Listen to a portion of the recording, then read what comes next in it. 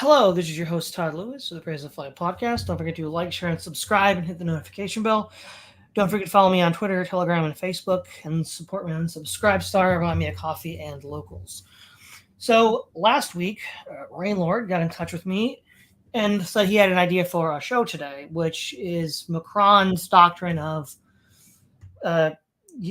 strategic autonomy for France and Europe. So the point that you were getting at privately, Rainlord, was that, is Macron really a shill for the GAE, or is he pursuing his own policies?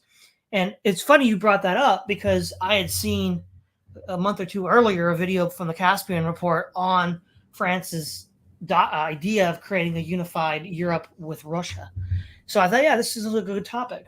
As a sort of introductory note, though, this isn't necessarily unusual for France to do. So post 1945, France has definitely been one of the European powers that's more likely to strike out on its own. In fact, Charles de Gaulle actually withdrew France from NATO.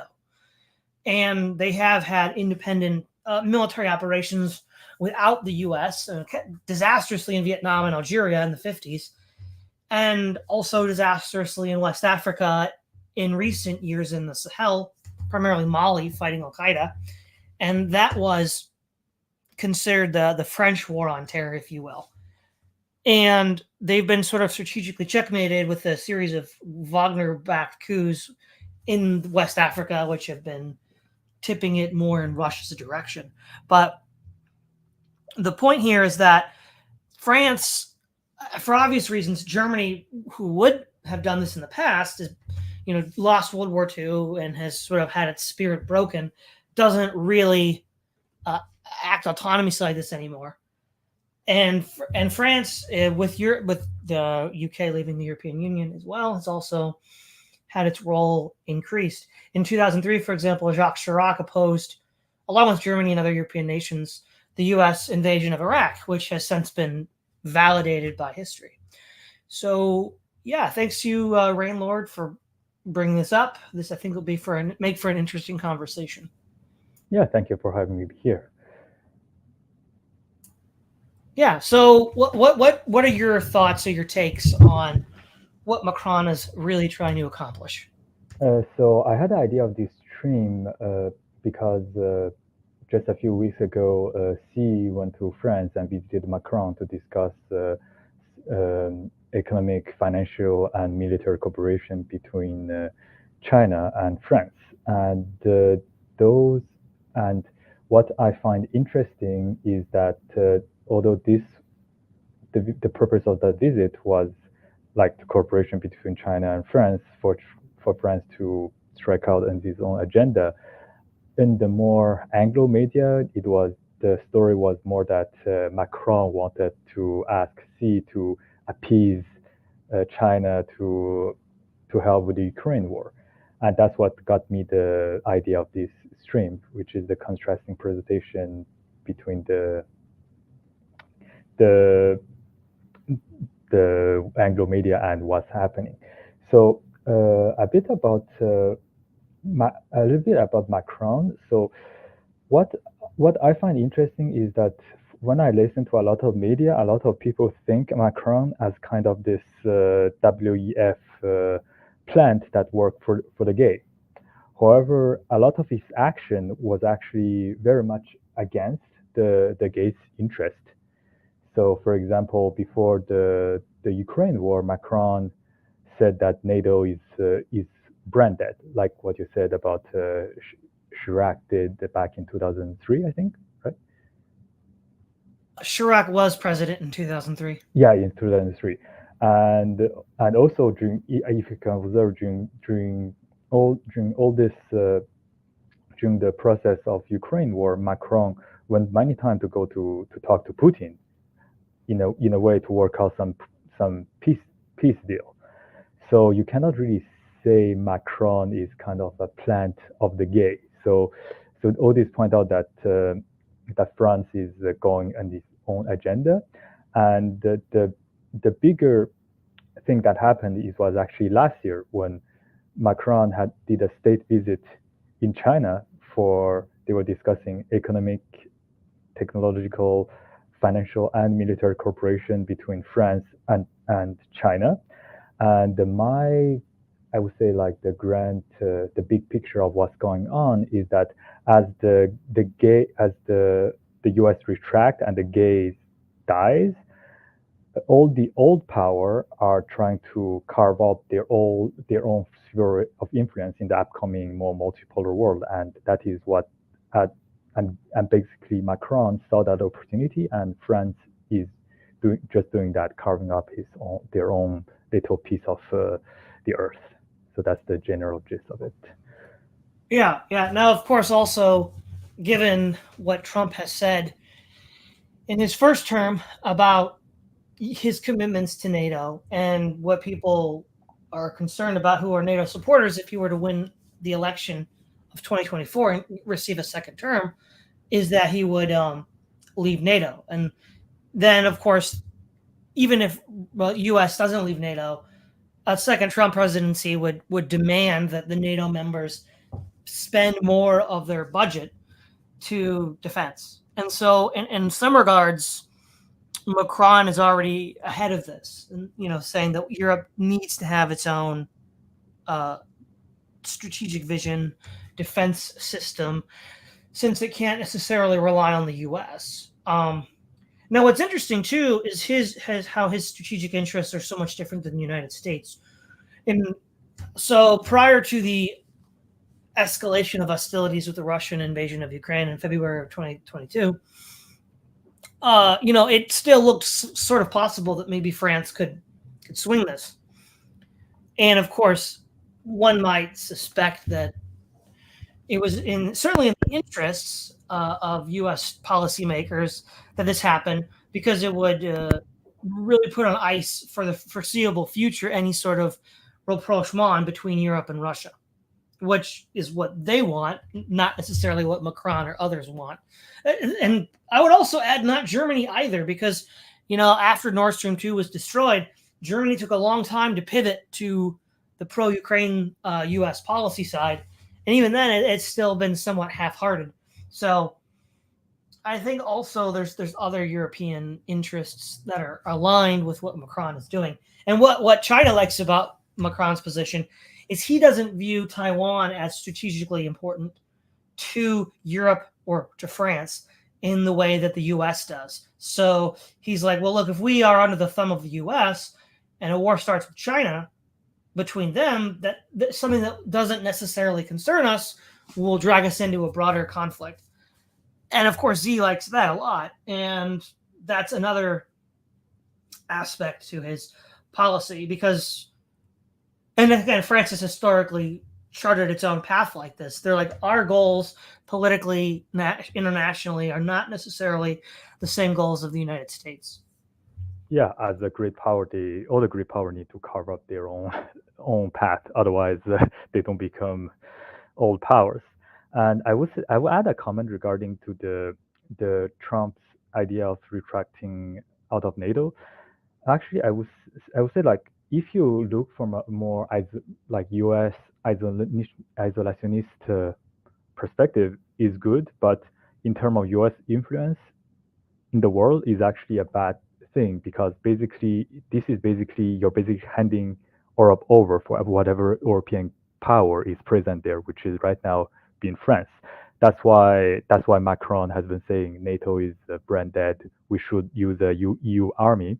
And another thing that I don't know if you heard, that Macron has been saying for a couple of weeks now, that France gonna send in the French troops to Russia. Don't know if you heard of that. Yes, I have. This a lot of people think this means NATO involvement. However, I have a different view of that. I think French, like, involvement not as a NATO member but as France itself, is actually beneficial for a peace deal for the Ukraine war, because as I said earlier, like, Macron and Putin has a pretty good relationship. So when France send their troop to Russia, it may not be actually to fight Russia. It may actually just be sending the troop there to kind of occupy Ukraine and to have just a few kind of fake warish skirmish and use that to start a peace talk with Russia. Actually, there was something that happened in the news that I haven't saw too much in Western media, but I saw a bit in the Chinese media, is that France, like Macron, actually organized a summit with Ukraine, Russia, China, as well as a few EU countries for a peace talk. And not even a week after Macron said that, there was a terrorist attack in Russia. So yeah, Yeah, it's suspicious. yeah, that's very actually like during this since Macron's visit to China, there has been like a big serious suspicious thing that happened. I shared a few with you and in our private chat in Twitter. But for example, like you remember last year's the BLM riot in Paris. A lot of people think it was like something. I forgot what's the narrative back then. However, considering that riot happened within a few days after Macron said that he wants to be an observer of the BRICS, you cannot rule out some gay intervention in it. Yeah. Well, and what's interesting too with the BRICS is that recently there was a lot of new members added to the BRICS: Iran, Egypt, the United Arab Emirates, Saudi Arabia, and Ethiopia. Now, there were others that applied and were rejected for various reasons. But now you said France, of course, wanted to be an observer. But what this shows us, I think, is that the economic power that China has developed is becoming something that cannot be ignored, right? Even a close ally of the United States, France, has to be realistic and is like, okay, well, what are we going to do now that China has returned to its traditional role as a hegemon of East Asia, right, and the world's largest economy? Well, the smart thing to do would be to find some sort of détente or rapprochement, which seems to be what Macron is trying to do. And I think that probably does indicate that large changes are coming. Yeah. It's nice that you mentioned large changes. This we can touch a bit about that because I don't know if you heard of this idea of China, Russia, Iran alliance by academic agent. No, I've not heard his take on that. Yeah, he argued for this take that that Russia, China, Iran allied together to kind of combat the gay. However, from my perspective, there's I have a different view of the situation. I think it's rather that as the global order fall apart, all the old power of the world are trying to retake their sphere of influence. And the old European power are no different. So what we're observing is rather, it seems like everyone is picking on the gay, but it's rather like they are carving up their own land rather than it's like more of a mobbing than an alliance, if you know what I mean. So you're arguing that it's not a alliance like, say, NATO, right? But more nations that are still strategically autonomous but working together for a common goal at the moment. Yeah, like US going back to North America, so the power vacuum, everyone else is grabbing their own land where it's like a free to take. Yeah. Right. No, yeah. Yeah, they're definitely not as closely tied together as, like, say, NATO nations or European Union nations. What is driving them together in part is U.S. sanctions, right? Russia and Iran are heavily sanctioned, as well as general discontent as to the order of the current order under the U.S. Yeah. And it's an alliance of convenience. One of the things Peter Zeihan talks about this too. Once the U.S. is rolled back and returns to its isolationism, they'll probably start fighting each other. Yeah. Once they have their own their own part of land. So that also explained the action of France, because of France, since the UK is out and Germany's military industry is pretty much castrated, and a lot of people don't know about France.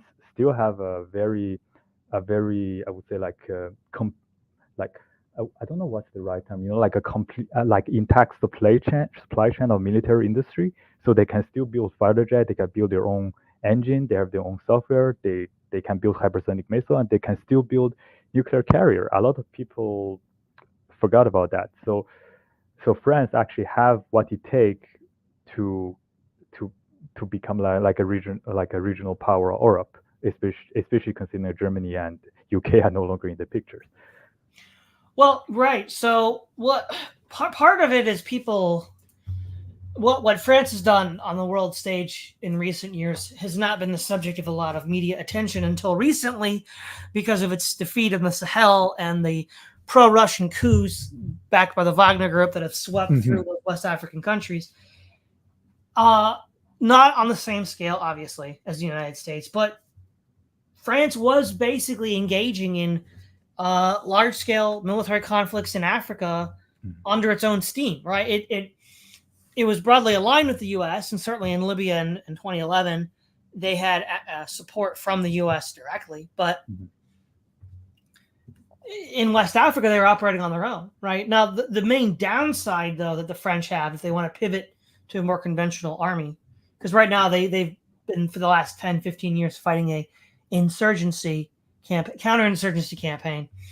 They have to then convert to more conventional forces, which isn't impossible, but that will be a challenge for them to pivot from counterinsurgency to what they call force-on-force conflicts. Yeah, they're going to need access to the economy of the rest of EU, because right now the problem with the French military, will say, is not that they don't have the technology, but they don't have the economic bulk to kind of build up like a military like the China or the US. Yes, and they need other European allies. So, for example, Germany is still important for Macron in this new plan. Yeah, their industry. Yeah. So, Europe is no one European country can carry a whole European strategic interests and needs. But what I think Macron is trying to do is find the core nations that can then come together to do that, and then work together to create this, third alliance bloc of the Eurozone. Yeah, like in one of the article that I sent you, I think he mentioned that what he wants is that he wants Europe to be a third pole. Of course, that third pole will be centered around, that is like a French-centric Europe. And to achieve that, he's probably gonna have a lot of challenge. I think his two biggest challenge right now, until he get to that point, one is because the US still have a very strong influence within the EU, especially the smaller EU nations. So that's one challenge. The other big internal challenge is, of course, the small EU nations themselves, because once the US influence is gone, they basically become kind of like a vassal state of the larger European country like France and Germany, and they may not want that. So there's going to be a lot of struggle ahead. Well, right. The smaller, more peripheral European powers may not want to be a part of this. Also, too, England's interests are more aligned with Great Britain's interests, rather, are more aligned with the United States. So they were pushing for aid to Ukraine, for a hard line stance against Russia, in a way that Macron had not. And so there's also the idea that, and I think the Eastern European countries like Baltic states, Poland, they are very pro-US. Yeah. Well, it's called the Visegrad Group: Poland, the Czechia, Slovakia, and Hungary. A lot of those would probably not want Russia in an alliance because they're right next to Russia. So that could be a stumbling block or barrier to Macron. Yeah, because they're the one whose interest is going to be sacrificed if there will be like an actual European bloc. Yeah. Yeah, they would be the big losers. And the problem is, to quote to paraphrase Kissinger, right? It's dangerous to have the United States as an enemy, but it's fatal to have it as an ally. And these Eastern European countries are just going to be used as cannon fodder to fight the Russians if the U.S. vision is pursued. So they're not they're not really going to do much better. Yeah, they hate Russia so much that they would do it gladly. Yes, they hate Russia that much that they would do it gladly. And that's a real big stumbling block for any sort of broader, European Russian collaboration. And it remains to be seen if that can be done. I think another thing too is, we've heard a lot of in the news that NATO is expecting to fight Russia at some point between now and 2030. I mean, if that happens, I think that would permanently put a hold on any broader European-Russian alliance that Macron has in mind. I think that may not be as bad, because if like NATO actually say that they want to go fight Russia, what if that happened and France, Italy, Germany say no? Because that may also present an opportunity for the bigger European nations to kind of separate themselves from NATO.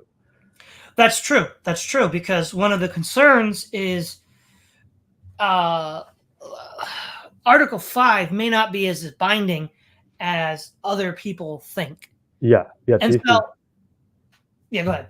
No, go ahead. I was just agreeing. Yeah, and so the question then becomes, do you really want to put Article 5 to the test? Because who is going to do the heavy lifting on a ground war in Europe? It's going to be France and it's going to be Germany. And if both of them decide not to do it, well, I mean, what does that really mean for NATO? What does that mean for the Eastern European countries? It really opens up a lot of questions as to the viability of NATO in that context. Yes, and that's also the reason why I think they put they say they may have a fight in the what was the year, like 2025, 2030? Well, okay, so there's a range, right? I've been watching a lot of policy videos, geostrategy videos. Poland came up with some sort of report that they expect a Russian attack in 2026. Some people think, I've heard 2027. So I'm just saying between now and 2030 seems to be the expected timetable that I've seen. And it's kind of an average given different sources I've observed. Yeah, I think that's my opinion. I think that number, we have this kind of talk in the media, is because one, some of the factions are getting desperate, not probably the smaller Eastern European nations, and they gave a timeline that is not in a few months, but is maybe a year or two, to kind of give some breathing room, so to speak. That's my take. Oh, well, yeah. I mean, these numbers have. The reason why the Polish one stuck out to me, and other people have mentioned it, is because it's sooner than more conservative NATO estimates which would put it sometime after 2030. So there is a range of dates, but the dates that I'm seeing are tending to congregate, just like with Taiwan. I think the dates that I'm hearing are sometime before 2030. So that's what the policy analysts are saying in the West. And yeah, Taiwan, regarding Taiwan, is kind of funny. It's always in 3 to 5 years. It has been like that for years. And yeah. True. And yeah, I think what's interesting as well, I did a video last year with a guest. I don't remember his name. He was recommended to me by Keith Preston, where we were speculating about what the world looks like at the end of the 21st century. And I was saying that Europe is going to probably look like a giant Holy Roman Empire. The Holy Roman Empire was established by Charlemagne, and in one form or another continued right up until the age of Napoleon, which sort of was this unified European political identity, a kind of imperium. It was often called the First Reich. And so, given the sort of vision, not just of Macron, but other European powers, of a EU army, a unified Europe, it kind of looks like this is going to be like the Holy Roman Empire 2.0.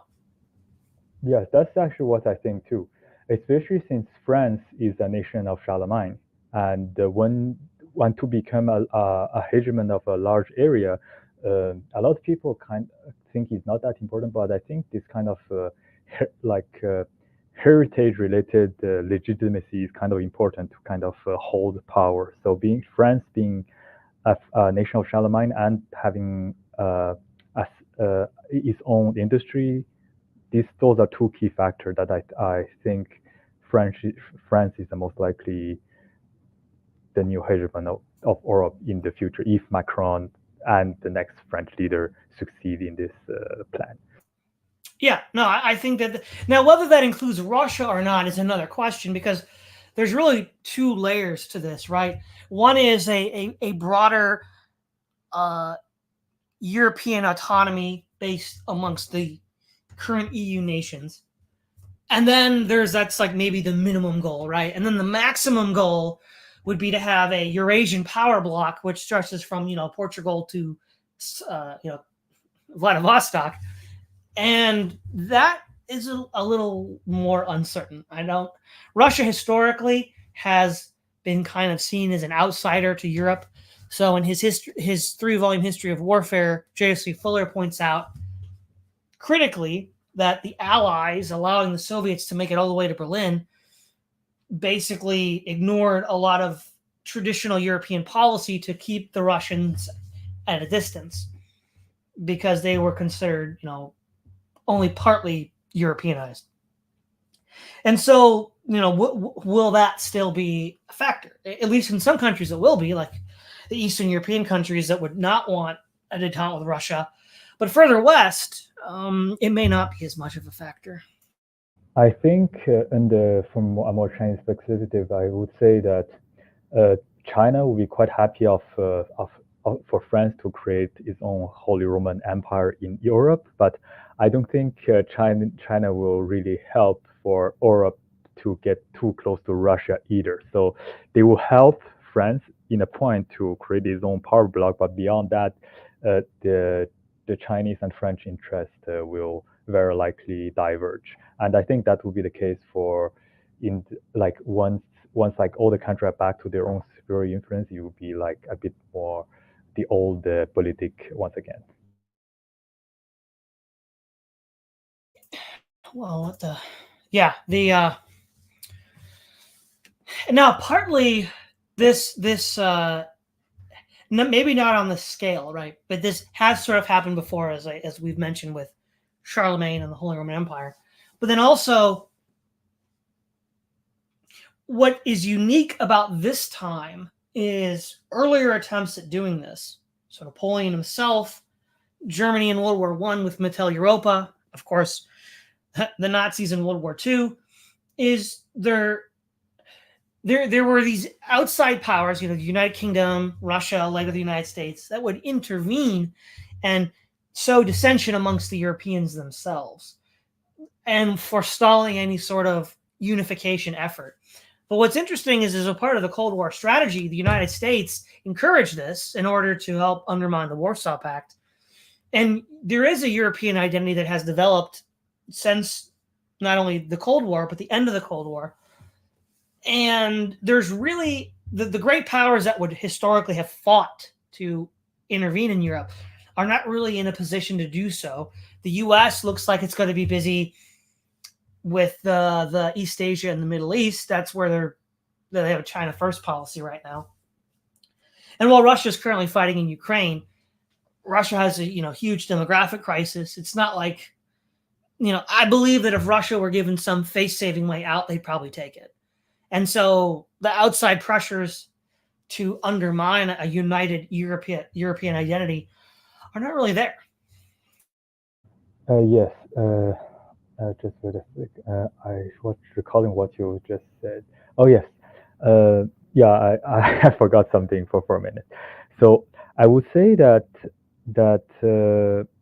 you mentioned that that Russia there's a way for Russia to of a face saving way out. I think if we want to talk about the situation that is the worst situation for the U.S. in this, it would actually not be a Russian victory because that would you're just going to separate Europe and Russia and the U.S. kind of concentrate more in China. I think the worst case scenario will actually be a successful peace summit that is done by China and France, because that will push out any U.S. influence out of Europe pretty much completely because the it shows that U.S. is no longer the one who kind of set the rules. So Yeah, right. Because basically, if Macron is able to do that and have like a bilateral relationship with China, then one, China has influence in European markets and European political space that's difficult to remove, and it shows the U.S. couldn't stop it from happening, which would be a point in favor of European autonomy. And the goals are different, right? The Europeans don't have the same, specifically France doesn't have the same commitments to Taiwan that the United States does. there's actually I have a question for you. It's nice that you mentioned the Holy Roman Empire. There's actually very much something that I always wondered is like, for example, assuming that France succeed and kind of change the head of like remove U.S. influence and turn EU into a French-centric body. What do you think this new centered Holy Roman Empire or Carolingian Empire will look like, will like structured, so to speak? Well, I think partly because France can't actually do this entirely on its own, it's going to need Germany and probably other partners. I think you might expect it to be very, francophone, but I don't think it would be as much as you might think because they're not. It's not like say Napoleon, looking at a prostrate Europe, being able to say, "Hey, I'm going to do more or less whatever I want." Just deal with it. I think what we'll see is a sort of compromise position, probably with Germany, maybe Italy, because those I think would be the core: Germany, France, and Italy. But then also, how much of this would serve France's? Well, this is interesting, right? Because historically, even after decolonization, France maintained control over much of Africa via financial means, and that's often called the Second French Empire in Africa, which has been successfully undermined in the last few years by Russia via the Wagner Group, and also successfully challenged by Islamists, Al Qaeda and Mali. So does this represent a pivot where France is, because it's losing its second colonial empire, is thinking about closer to home to build its economy and its resources? Or will they use this new European Union, this new Carolingian Empire, to prop up their dying empire? Because that might be a hard sell because other European nations wouldn't necessarily directly benefit from it. And so I don't know because it could signify a broader withdrawal from these global obligations, or it might be a repositioning for France to continue, because no other European country except maybe Great Britain has as many overseas deployments as France, and so Great Britain wouldn't likely be part of this. So, yeah, I think it would be French and German, and probably more, at least on the Eastern Front issue with Russia, more conciliatory. Yeah, actually, that's very interesting because both French and Germany are nation of Charlemagne, so it's a kind of a very interesting history going circle kind of thing. Also, regarding to what you said regarding to the foreign French territory, uh, some of the agreement that French reached out with China are actually for China to help France kind of control some of those territories, especially the ones that are kind of being pushed by the U.S. For example, the one in the Pacific, who is kind of being circled by AUKUS and is having a color revolution right now. Like I keep forgetting the name. It's like New Caledonia. I think that's Yeah, what New Caledonia. Yep. yeah, New Caledonia. And what is interesting with that color revolution is that the narrative is that China did it using TikTok. So basically, it's kind of so the US is kind of hitting two birds one stone. So one side it makes French suspect China, and it make China suspect the French. So it's kind of interesting going on. So Well, what's interesting is, okay, so I mean, TikTok is a form of social media. yeah, The Arab Spring was with Google, right? And Facebook, when those were relatively new social media phenomena, they helped fuel those revolutions. In the comments, this is relevant. One of the Charlemagne says, "Interesting stream. I'm a bit behind, but I'm convinced that France under Macron is pursuing an independent foreign policy aimed at being the leader of Europe in lieu of America." So I guess in that sense, Rainlord, you got another supporter in this theory of yours. yes, and yeah, yeah, and his own name, he named himself after Charlemagne. So that's that's kind of Sure. yeah. Yeah, and now the idea of a European army actually goes back to I think around 2004. But for a long time, what's called colloquially the peace dividend after the Cold War, it was seen as unnecessary. And France has historically been pushing for this pretty hard. They've had on again, off again support from Germany, and the initial European army platform was going to be around Germany and France.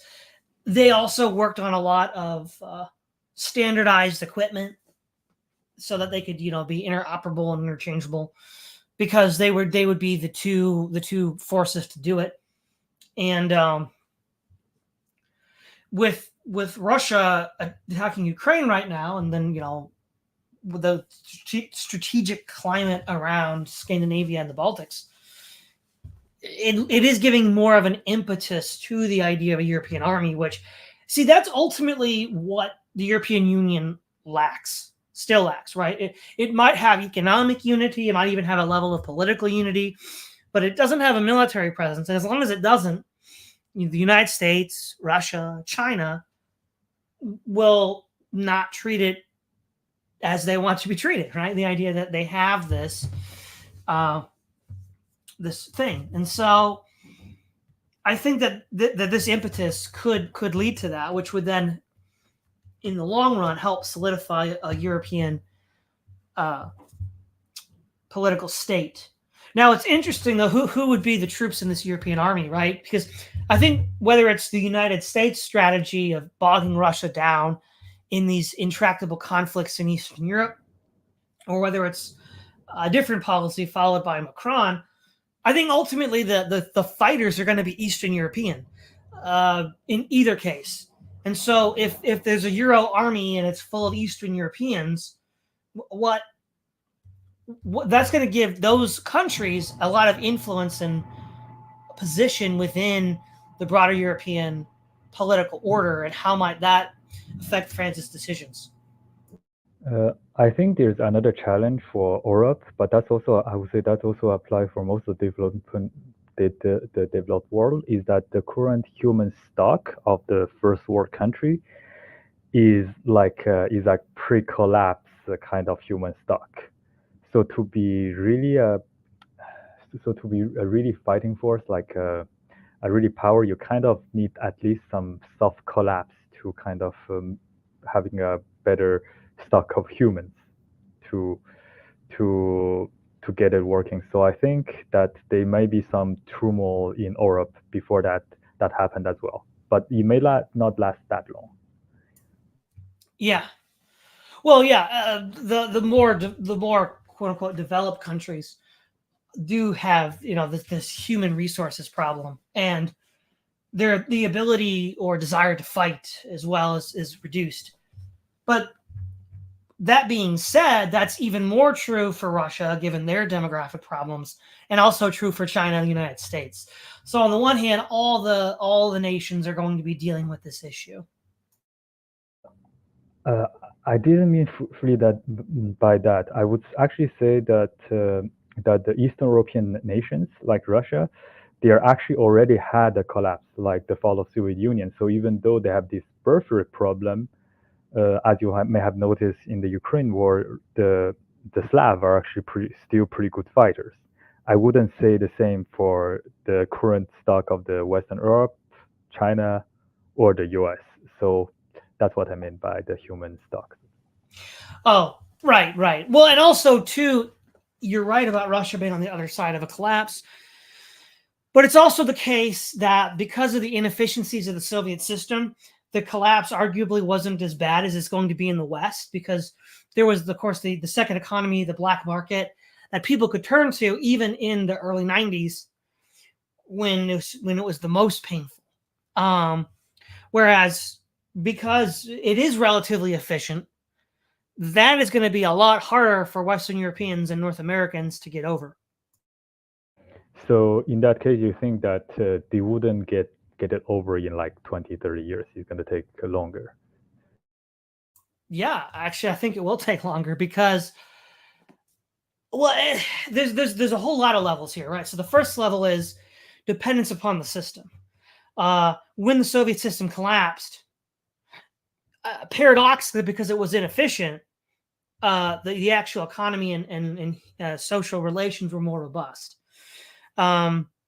Second of all, we in the West, talk about how, at least conservatives, that the atheism of the Soviet Union hollowed out Russia. It did, but then also it has inspired a partial return of sorts to Eastern Orthodoxy. The sort of hollowing out of religious institutions in the West was not associated with a hostile takeover by a revolutionary party. It was kind of a natural evolutionary process. And so that's going to be a lot harder to correct, right? If you can identify this with some sort of external outside force, international revolutionaries, then you can be like, oh, well, that's not really Russian. The real Russia is this, right? But in the West, we've sort of just accepted this. And it's like the idea that post-collapse Westerners would turn back to religion, at least of the kinds that existed before, I don't think is a sure thing. And all of those things, I think, are going to really hamper the West recovering in such a way as to do what Putin's doing now, only 30 years after the fall of the Soviet Union.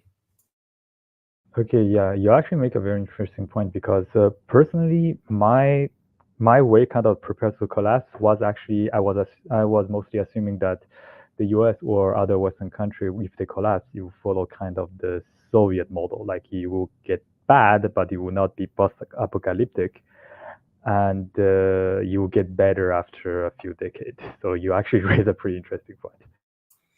Well, right, because it's paradoxical, right? Because the Soviet system was inefficient, people had to work on being successful on their own.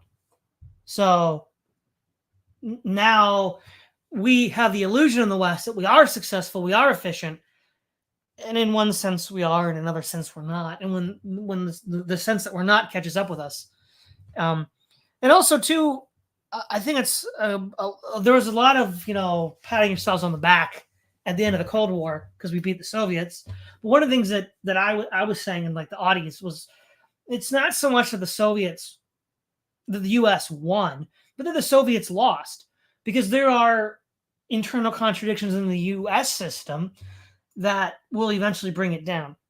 So we just outlasted the Soviets. Yes, and there's also in the Soviet Union, there's also the fact that it's the Russian themselves who kind of rejected the Soviet system, and it kind of the communists basically, I think the Soviet Union also kind of committed suicide in that case, since the core of Soviet Union rejected the Soviet Union. Yep. Yeah, it did. Now, is there anything else you'd like to add to our discussion about Macron and Let me Europe?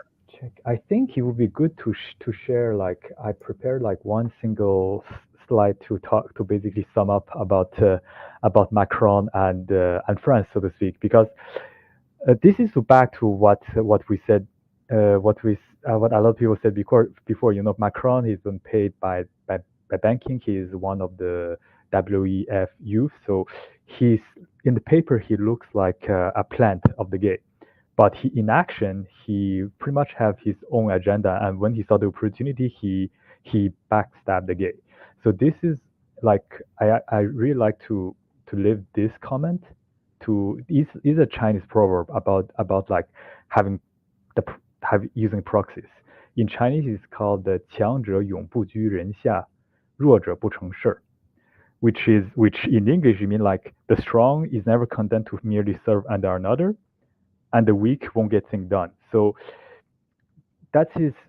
so basically having proxies is actually not a very good strategy.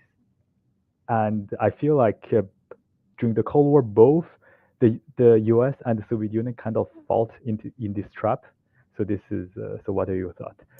Oh, I agree, because there's this thing in geopolitics called the Thucydides trap, where proxies of larger powers actually act more aggressively because they believe that their bigger, stronger friend is going to help them out, when in actual fact they may not. And in fact, from the hegemon's perspective, this little conflict over there isn't really worth a fight. But once you get pulled in, right, and this refers to the Peloponnesian War, where initially Sparta and Athens were drawn in by smaller states that were part of their alliances. And yeah, that's I would agree. That's the problem. So so back to the subject in the France. So I think there's the two things that we can look forward to in the next couple of months. Actually, three things. One is how Russia and the West and the world in general gonna happen with the French Olympics, because I think they said that they won't let Russian and Belarusian athletes in. So what they finally decided to do may be an interesting thing. The other one is, I think Macron said that he would assist to a ceremony. I think Putin, he have a ceremony for his new term, and I think Macron is going to assist to that. So what happened before that or after that may be interesting to observe. And I think the last one is whether Macron will actually get into make France into an observer of the BRICS. So those are the three things that we can look forward to later this year, I would say. All right. Yeah. And do you have something?